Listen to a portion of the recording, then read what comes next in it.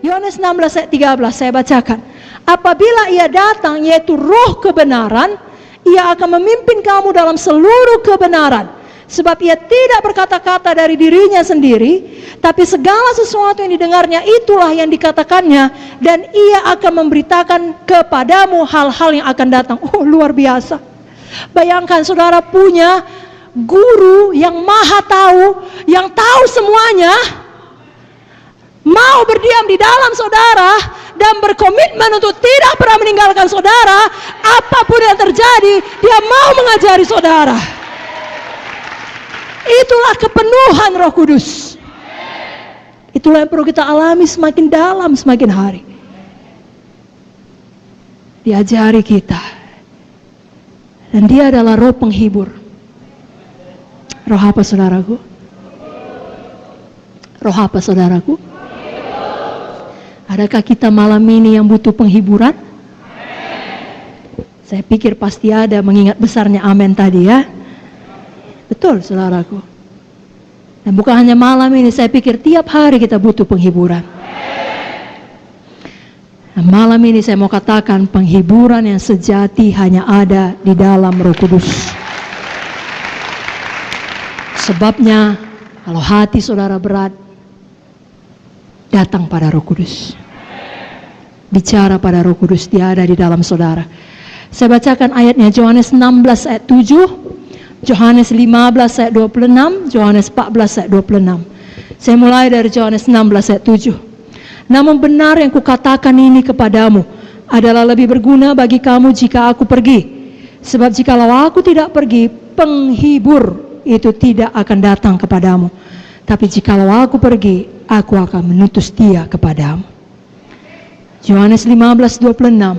Jikalau penghibur yang akan kutus dari Bapa datang, yaitu roh kebenaran yang keluar dari Bapa, ia akan bersaksi tentang aku. Yohanes 14:26. Tetapi penghibur, semua berkata tetapi penghibur, yaitu Roh Kudus yang akan diutus oleh Bapa dalam namaku, dialah yang akan mengajarkan segala sesuatu kepadamu dan akan mengingatkan, semua berkata mengingatkan saya akan semua yang telah kukatakan kepadamu. Dia ingatkan firman yang pernah saudara baca. Dia ingatkan firman yang pernah diajarkan kepada saudara. Dia ingatkan firman yang saudara dengarkan seperti malam ini dan hari-hari sebelumnya sebelum hari ini. Dia ingatkan firman Tuhan. Bagaimana mungkin saudara tidak terhibur? Karena dia mengingatkan kita akan Tuhan Yesus dan akan firman Tuhan. Betapa kasih Tuhan bagi kita baru tiap hari. Betapa kasih Tuhan bagi kita kekal untuk selama-lamanya. Dia ingatkan saya dan saudara adalah manusia roh yang suatu hari akan pulang ke sorga. Dunia ini sementara, penderitaan zaman sekarang ini tidak dapat dibandingkan dengan kemuliaan kekal yang menanti kita kelak. Dia ingatkan kalau Tuhan di pihak saudara, siapakah yang dapat melawan saudara? Roh Kudus menghibur, Roh Kudus mengingatkan. Roh Kudus mengingatkan, Roma 8:39, tidak ada yang dapat memisahkan saudara dengan kasih Kristus. 7 kali orang benar jatuh, tapi ia bangkit kembali. Walau orang benar itu jatuh, dia tidak tergeletak, sebab Tuhan menopang tangannya. Kemalangan orang benar banyak, tapi Tuhan melepaskan dia dari semuanya itu.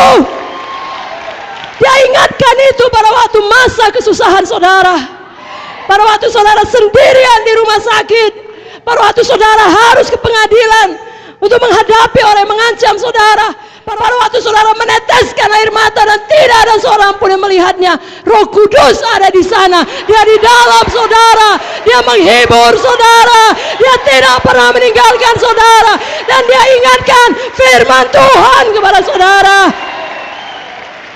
Alamilah kepenuhan Roh Kudus saudaraku. Malam ini hauslah satu persekutuan yang intim dengan dia, yang benar-benar dipenuhkan di dalam dia, sehingga kita bangkit dari keterpurukan apapun masalah kita, dan kita menjadi bukti, pemberi bukti bagi dunia ini Bahwasanya walaupun kita sudah jatuh, sudah ditekan, sudah hancur, kita naik kembali. Kita bangun kembali. Kita bangkit kembali. Kita hidup menang, bahkan lebih dari pemenang. Kita perlu Roh Kudus untuk membuat kita menang menghadapi pencobaan. Menang menghadapi masalah. Menang menghadapi tragedi-tragedi kehidupan. Saudaraku, hanya karena kita pelayan, hanya karena kita PKS atau PSE, bukan berarti kita eksklusif dari tragedi. Bukan berarti kita eksklusif dari semua masalah.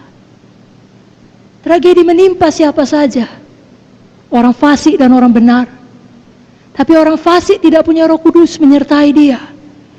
Orang benar memiliki Roh Kudus di tengah tragedi.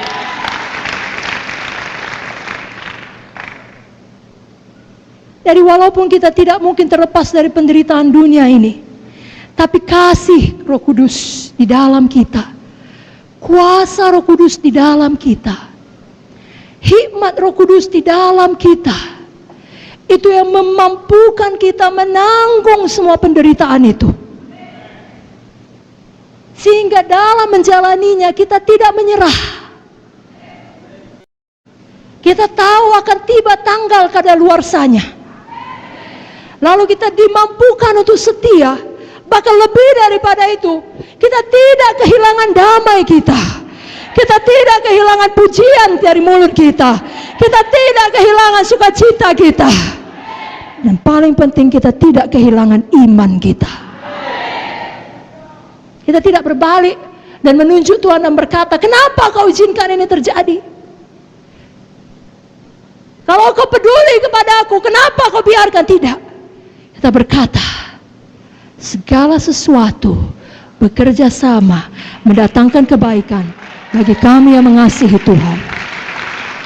Walaupun aku berjalan dalam lembah kekelaman, aku tidak takut bahaya, karena Kau besertaku.